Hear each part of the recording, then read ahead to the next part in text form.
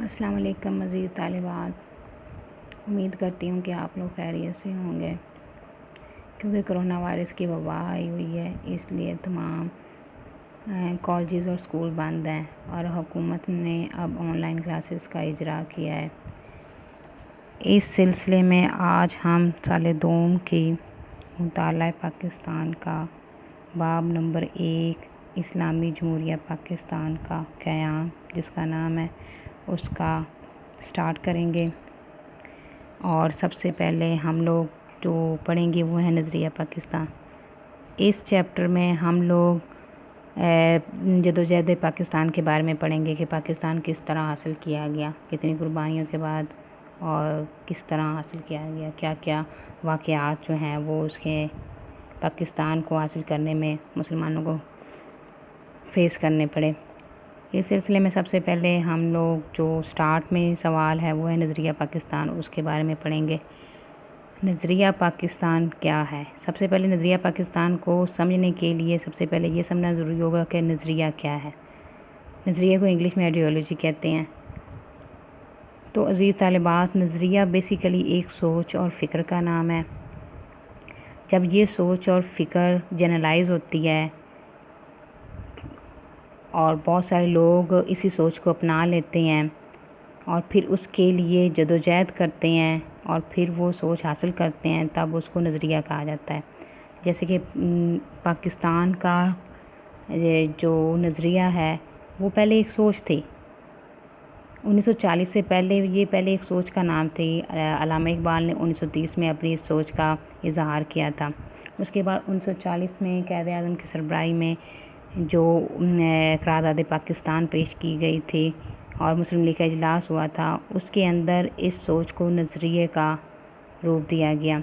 اور پھر 7 سال کے عرصے میں اس کے لیے ایفرٹس کی گئی، جدوجہد کی گئی، قربانیاں دی گئی، تو پھر یہ نظریہ جو وہ سب لوگوں کا نظریہ بنا اور پھر یہ نظریہ پاکستان کی شکل میں ہمیں حاصل ہوا۔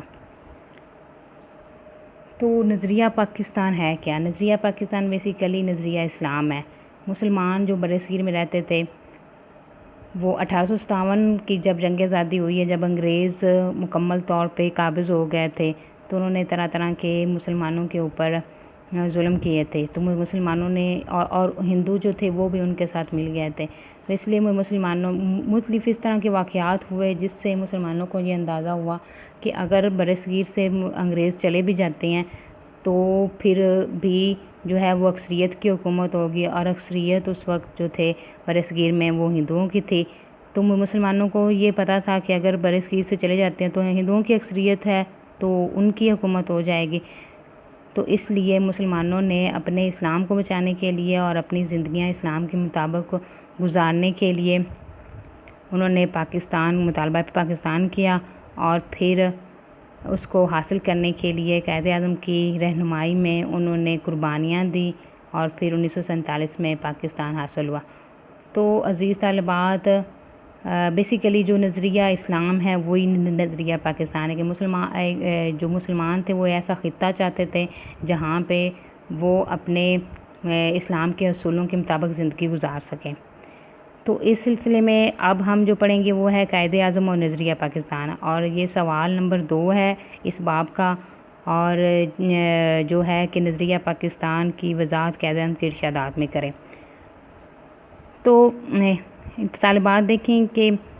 وہ عظیم شخصیت جس نے برصغیر کے مسلمانوں کو ایک باوقار اور محفوظ جگہ پر حاصل کر کے دی، وہ تھی قائد اعظم محمد علی جناح۔ اور ہم نظریہ پاکستان قائد اعظم کے ارشادات میں دیکھتے ہیں تو ہمیں سب سے پہلے جو نظریہ پاکستان کی انہوں نے وضاحت کی ہے وہ اگر ہم اس ٹیکسٹ بک کو دیکھیں تو آپ دیکھیے گا کہ انہوں نے یہ کہا کہ پاکستان تو اسی روز ہی وجود میں آ گیا تھا جب پہلا ہندو مسلمان ہوا تھا، اور اس کے بعد 1943 کے سالانہ اجلاس جو کہ کراچی میں ہوا تھا مسلم لیگ کا، وہاں پہ بھی قائد اعظم نے نظریہ پاکستان اور اسلام کے باہمی رشتے کو وضاحت کرتے ہوئے انہوں نے فرمایا تھا کہ وہ کون سا رشتہ ہے جس سے منسلک ہونے سے تمام مسلمان جسد واحد کی طرح ہیں، وہ کون سی چٹان ہے جس پر اس ملت کی عمارت استوار ہے، اور وہ کون سا لنگر ہے جس سے اس امت کی کشتی محفوظ کر دی گئی ہے۔ وہ رشتہ، وہ چٹان اور وہ لنگر، وہ خدا کی کتاب قرآن مجید ہے۔ یعنی کہ انہوں نے مسلمانوں کا جو باہمی رشتہ ہے وہ قرآن پاک کے ساتھ منسلک کیا کہ قرآن پاک ایک ایسی کتاب ہے جس پہ تمام مسلمان دنیا کے جو ہیں وہ ان کا رشتہ جو ہے وہ اکٹھے ہوتے باہمی رشتے میں وہ منسلک ہیں۔ اب آگے دیکھیں تو آگے ہیں مارچ 1944 میں طلباء سے مخاطب ہوتے ہوئے قائد اعظم نے کیا فرمایا تھا۔ انہوں نے یہ کہا تھا کہ ہمارا رہنما اسلام ہے اور یہی ہماری زندگی کا مکمل ضابطہ ہے۔ تو بچے یہ دیکھیں کہ جو ان کی ارشادات ہے اس کے اندر جو واحد ہمیں چیز مل رہی ہے وہ اسلام ہے۔ انہوں نے نظریہ پاکستان کو اسلام کے ساتھ لنک کیا ہے۔ آگے دیکھتے ہیں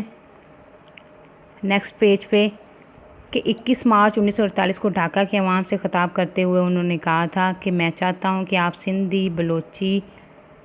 پنجابی، پٹھان اور بنگالی بن کر بات نہ کریں، اور یہ کہنے میں آخر کیا فائدہ ہے کہ ہم پنجابی، سندھی یا پٹھان ہیں، ہم تو بس مسلمان ہیں۔ انہوں نے یہ کہا تھا کہ ہم لوگ سندھی، پنجابی، بلوچی، پٹھان بن کے نہ بات کریں، کیونکہ بیسیکلی تو ہم لوگ پاکستانی ہیں۔ تو عزیز طالبات، ہمیں یہ سوچنا چاہیے آج کل کے دور میں بھی کہ صرف اور صرف جو ہے نا ہم سندھی، بلوچی اور پٹھان نہیں ہیں، ہم لوگ پاکستان ہیں، پاکستان سے بلونگ کرتے ہیں۔ تو اس لیے ہمیں پاکستانی ہونے کی حیثیت سے سوچنا چاہیے اور مجموعی طور پر پاکستان کی ترقی کے لیے ایفرٹس کرنی چاہیے۔ آگے انہوں نے کہا، علی گڑھ میں خطاب کرتے ہوئے انہوں نے فرمایا تھا کہ پاکستان کے مطالبے کا محرک یعنی کہ وجہ اور مسلمانوں کے لیے جداگانہ مملکت کی وجہ کیا تھی، تقسیم ہند کی ضرورت کیوں محسوس ہوئی، اس کی وجہ ہندوؤں کی تنگ نظری ہے، نہ ہی انگریزوں کی چال، یہ اسلام کا بنیادی مطالبہ ہے۔ تو یہ انہوں نے یہ کہا، اس سے صاف صاف پتہ چل رہا ہے، انہوں نے یہ کہا کہ مسلمانوں نے ایک علیحدہ وطن کیوں حاصل کیا،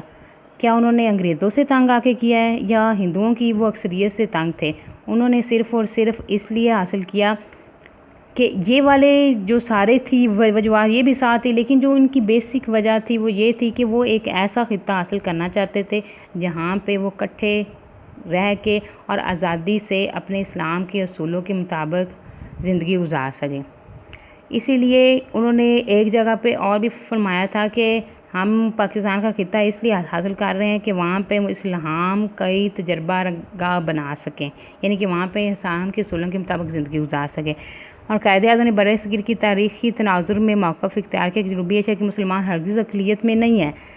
کیونکہ اگر دیکھا جائے کیونکہ جیسے ہی کوئی آزادی کا مطالبہ ہوتا تھا یا پاکستان کے مطالبہ پاکستان کی بات کی جاتی تھی برِ صغیر میں، تو ہندو یہ کہتے تھے کہ مسلمان تو اقلیت میں ہیں، اقلیت یعنی کہ وہ تھوڑی تعداد میں ہیں، مسلمان اقلیت میں تھے ہندوؤں سے، لیکن اتنے تھوڑے نہیں تھے کہ وہ اپنی ایک علیحدہ مملکت نہ بنا سکے، کیونکہ اگر اقلیت کی جتنی بھی تعریف کی جائے